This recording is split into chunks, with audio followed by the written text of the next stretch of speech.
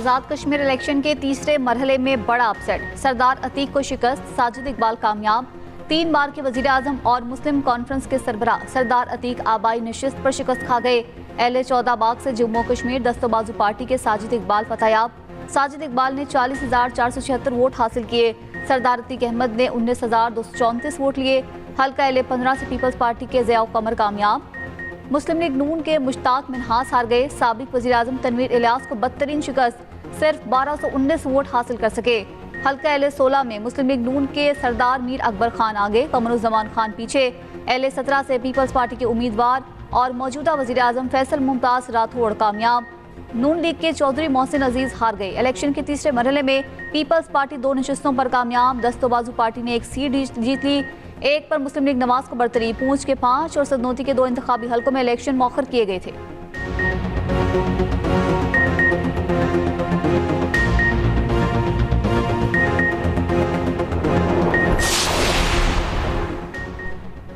अमरीकी सदर ट्रंप का ईरान के साथ मुज़ाकरात के बाद लाहेअमल बताने से गुरेज। कहा, अमरीका ईरान के खिलाफ कार्रवाई तेज़ कर सकता है। अमरीका ने हुर्मुज़ को बारूदी सुरंगों से साफ कर दिया। आबने हुर्मुज़ पर 100% अमरीका का कंट्रोल है। सवाल ये है कि क्या कोई मसला खड़ा कर सकते हैं, ईरानी मसला खड़ा कर सकते हैं, लेकिन वो दिवालिया हो चुके। ईरान के पास पैसा नहीं, वो कंगाल हो चुका है। अमरीकी सदर की मुआवजे की अदायगी मुज़ाकरात का अहम मामला बनाने की हिदायत। सोशल मीडिया बयान में कहा, ईरान को मुआवजे की अदायगी का मामला मुज़ाकरात में ज़ेर बहस नहीं आया। ईरान को गुज़श्ता 5 माह में मरने वाले 52,000 अफराद के ख़ानदानों को मुआवजा देना होगा। मक्का मुआहदे का मकसद कतई जाहरियत नहीं है। ये मुआहदा 3 मुल्कों के दरमियान खित्ते में अमन, सलामती और खुशहाली के लिए है। वज़ीर आज़म शहबाज शरीफ ने वाज़ेह कर दिया। वफाकी काबीना इजलास में गुफ्तगू करते हुए कहा, हुरमैन शरीफैन के तहफ़्फ़ुज़ की जिम्मेदारी पाकिस्तान के आवाम और अफवाज के लिए अहम फरीज़ा है। ये भी कहा, आज़ाद कश्मीर के अवाम ने नून लीग को वोट दिया। आज़ाद कश्मीर के अवाम का वोट नवाज शरीफ पर इजहार एतमाद है। वफाकी काबीना का वज़ीर आज़म, नायब वज़ीर आज़म और फील्ड मार्शल को कौमी मुफादात के मौसर दिफा पर खराजी तहसीन पेश। काबीना अरकान ने मक्का दिफाई मुआहदे को अहम सिफारती और दिफाई पेशरफ्त करार दिया।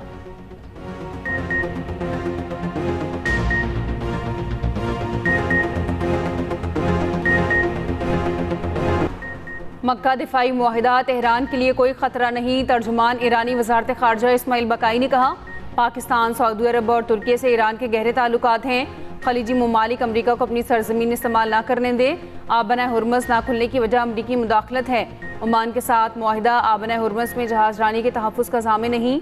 सफारतकारी में नाकामी पर अमरीका पाबंदियों का सहारा लेता है। ईरान फरसूदा हरबों से घुटने नहीं टेकेगा। तर्जुमान की ईरानी स्पीकर बाकिर कालिबाफ और वज़ीर ख़ारजा अब्बास अराग़ची को दौरे पाकिस्तान की दावत मिलने की तस्दीक। कि हुकूमत को टाइम दिया, नए सूबे बनते हैं, अवामी ताकत से जो गवर्नमेंट आई है, तो हम कोई एतराज़ ही नहीं है। कौन कहता है कि एहतजाज की कॉल दी जाए तो हुकूमत पर प्रेशर नहीं होता? ये प्रेशर जो है 27 सितंबर तक इन पर बरकरार रहेगा। मैं किश्तियाँ जला कर ही निकला हूँ इस दफ़ा। ये एक ही वज़ीर आज़म है जिसने 5 बजट मुसलसल पेश किए, उसके बावजूद भी GDP का ये हाल है। वज़ीर आला खैबर पख्तूनख्वा सुहेल आफरीदी ने हुकूमत को वक्त देने का तासुरत कर दिया। बानी और अवामी ताकत से बनने वाली हुकूमत में नए सूबे बनने पर किसी एतराज़ के ना होने का बता दिया। एक्सप्रेस न्यूज़ के प्रोग्राम PK पॉलिटिक्स में गुफ्तगू करते हुए कहा, कश्तियाँ जलाकर एहतजाज की कॉल दी। एहतजाज की कॉल से हुकूमत पर 27 सितंबर तक दबाव बरकरार रहेगा। इस बार पंजाब से बहुत ज़्यादा एहतजाज होगा। हमारा टारगेट 27 सितंबर ही है। एहतजाज का मकसद बानी PTI की रिहाई है। एक सवाल के जवाब में कहा, 5 अगस्त से पहले राबता करके कहा गया एहतजाज की कॉल ना दें। सिस्टम किसने तबाह किया? एक ही वज़ीर आज़म है जिन्होंने 5 बजट पेश किए। इसके बावजूद GDP का ये हाल है।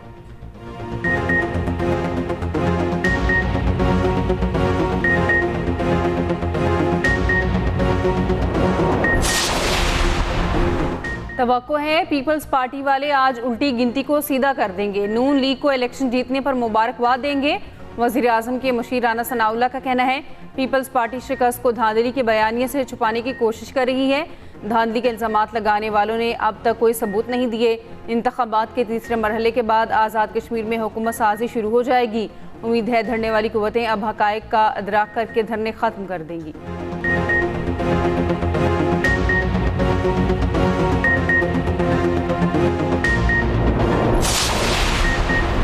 पीपल्स पार्टी का फिर नून लीग पर आज़ाद कश्मीर इंतखाबात में धांधली का इल्जाम। पंजाब हुकूमत को भी निशाने पर ले लिया।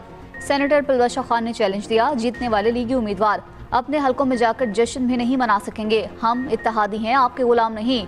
शर्मिला फारूकी बोली, जब भी प्रेस कॉन्फ्रेंस करते हैं सिंध और पंजाब का मवाजना करते हैं, दावे करते हैं लाहौर महफूज है। लाहौर के थाने में जहनी माजूर बच्ची से ज्यादती की गई। शैला रजा ने कहा, आज जिस तरह वोट को इज्जत मिल रही है सब देख रही हैं। शरी रहमान ने कहा, कहीं पोलिंग वक्त पर शुरू ना की गई, कहीं हमारे एजेंट्स को रोका गया। उधर पीपल्स पार्टी का पार्लियामान में हुकूमत से तावन ना करने का फैसला। हारे हुए लोग पंजाब पर गुस्सा निकालने आ जाते हैं। उफ़ल्ला, पंजाब की कारकर्दगी पर तनकीद करने के लिए 3 खवातीन को भेजना पड़ा। वज़ीर इत्तलात पंजाब का पीपल्स पार्टी को तंज़िया जवाब। अज़मा बुखारी कहती हैं, अवाम अगर इन्हें वोट नहीं देते तो इसमें हमारा क्या कसूर। ये भी कहा, बानी पीटीआई की तबीयत अल्लाह के फजल से बिल्कुल ठीक है।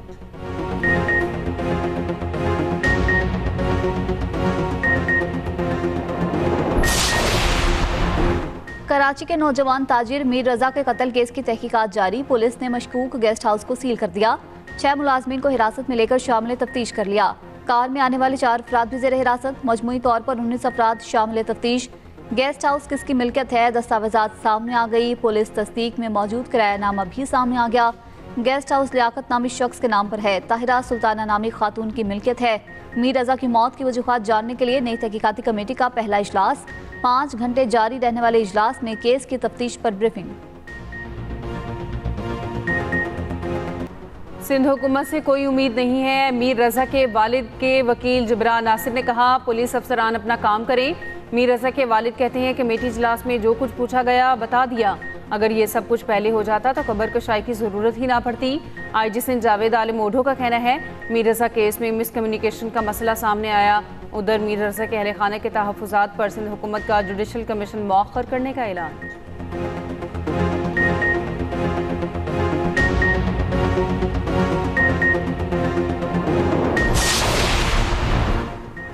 ईरानी फौज और पासराना इनकलाब में तब्दीलियां। अहमद वहीदी पासराना इनकलाब के सरबराह मुकर्रर।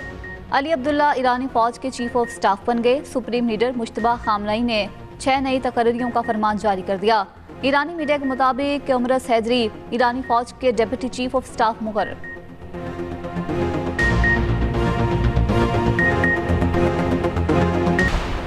वज़ीर ख़ारजा इसहाक़ डार का ईरानी हम मनसब अब्बास अराग़ची से रब्ता। पाकिस्तान, सऊदी अरब और तुर्की दिफाई मुआहदे के अहम कदोकाल से आगाह किया। वज़ीर ख़ारजा इसहाक़ डार का सऊदी हम मनसब से भी रब्ता। इलाक़ाई सूरत हाल और कसीरुल-जहदी ताउन पर बातचीत। नायब वज़ीर आज़म इसहाक़ डार और कुवैत की वज़ीर ख़ारजा का भी टेलीफोनिक रब्ता। जराह जाबिरुल अहमद अल सबा ने मक्का दिफाई मुआहदे पर दस्तखत पर मुबारकबाद दी।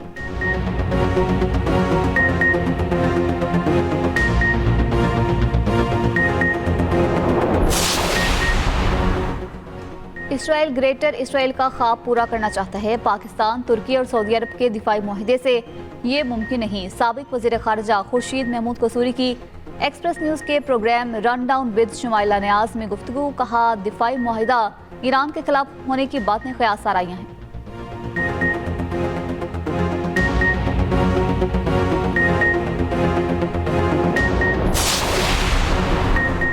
बानी पीटीआई और बुशरा बीबी को कैद तन्हाई में रखने का केस। बानी के वकील ने इस्लामाबाद हाई कोर्ट में तहरीरी दलाइल जमा करवा दिए।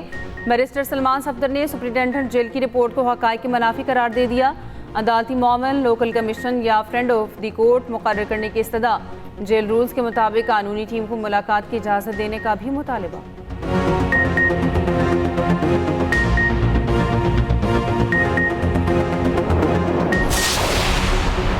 तहरीक इंसाफ की क़यादत में इख्तिलाफ़ात सामने आ गए। सेनेटर मशाल यूसुफजई का पीटीआई के सेक्रेटरी जनरल सलमान अकरम राजा पर पैसे लेने का इल्ज़ाम। दोनों रहनुमाओं की मुबैना ऑडियो सामने आ गई। सलमान अकरम राजा ने जवाब दिया, मेरी जिंदगी खुली किताब है, बताओ कौन सी साजिश की है।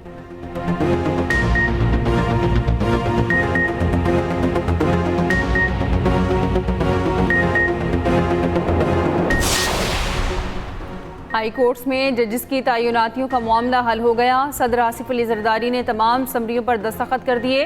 लाहौर हाई कोर्ट में 10 एडिशनल जजेस की तैनाती की समरी पर दस्तखत किए। सिंध हाई कोर्ट के 3 एडिशनल जजेस की तैनाती और 1 एडिशनल जज की तौसी। पेशावर हाई कोर्ट में 4 एडिशनल जजेस की मुस्तकिली की समरी पर भी दस्तखत। बलोचिस्तान में 3 एडिशनल जजेस की तैनाती की समरी पर दस्तखत। सुप्रीम कोर्ट के जजेस की तनख्वाहों, अलाउंसेस और पेंशन को वफाकी आईनी अदालत के मुसावी करने की समरी पर भी दस्तखत।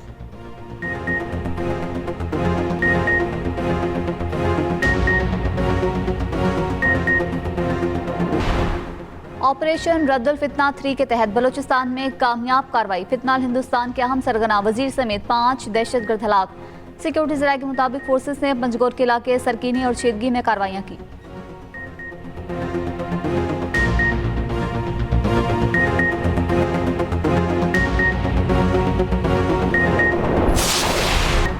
हुकूमत का पेट्रोलियम मसनूआत की कीमतें बरकरार रखने का फैसला। पेट्रोल की फ़ी लीटर कीमत 327 रुपये 62 पैसे रहेगी। फ़ी लीटर डीजल 380 रुपये 86 पैसे पर बरकरार।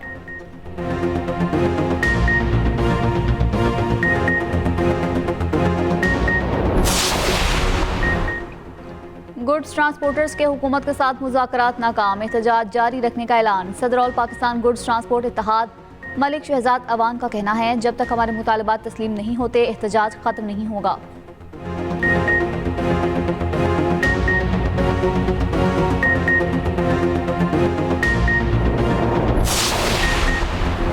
लाहौर मेट्रो बस सर्विस बंद नहीं होगी, मामूल के मुताबिक चलती रहेगी। मास ट्रांजिट अथॉरिटी और वेडक के दरमियान इत्तेफाक हो गया। GM ऑपरेशंस मास ट्रांजिट अथॉरिटी उजैर शाह कहते हैं, आज मुकम्मल मामला तय पा जाएंगे।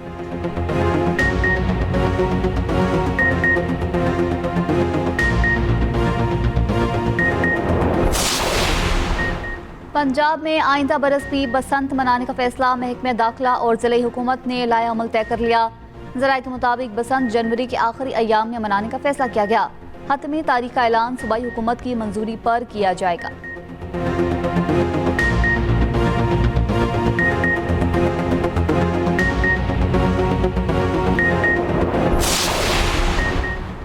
पंजाब में बल्दियाती इंतखाबात की तारीख का मामला। इलेक्शन कमीशन का पंजाब हुकूमत को काबीना कमेटी तश्कील देने के लिए खत।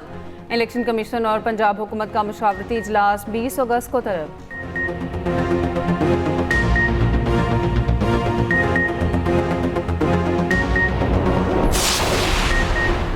गिलगित बल्तिस्तान असम्बली में मक्का मुश्तरका दिफाई मुआहदे की खैर मकदमी करारदाद मंजूर। करारदाद अपोजिशन लीडर हाफिज हफीजुर रहमान ने पेश की। कहा, यह मुआहदा मुस्लिम ममालिक के दरमियान दिफाई ताउन, इलाकाई अमन और इस्तेहकाम के फ़रोग के लिए तारीखी पेशरफ्त है।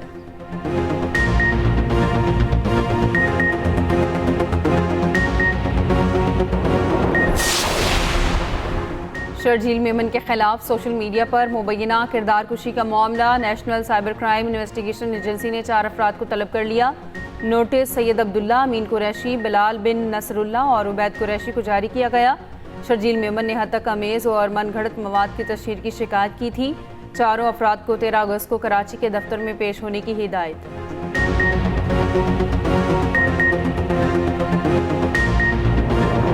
कोट अद्दू में तेज़ रफ्तारी के बायस हादसा। बारात लेकर जाने वाला लोडर रिक्शा मुजफ्फरगढ़ केनाल में जा गिरा। रेस्क्यू हुकाम के मुताबिक हादसे में एक बच्चा जाँ बहक, 2 अफराद जख्मी, 6 की तलाश जारी। कोलंबिया जल्जिले से हिल उठा। 7.4 शिद्दत के जल्जिले से मुतादिद इमारतें गिर गई। हलाकतों की तादाद 111 हो गई। सैकड़ों जख्मी, मुतादिद लापता। 6 एयरपोर्ट्स को नुकसान पहुंचा। फ्लाइट ऑपरेशन मुअत्तल। बड़ी तादाद में लोगों के मलबे तले दबे होने का खदशा। इमदादी कार्रवाइयां जारी।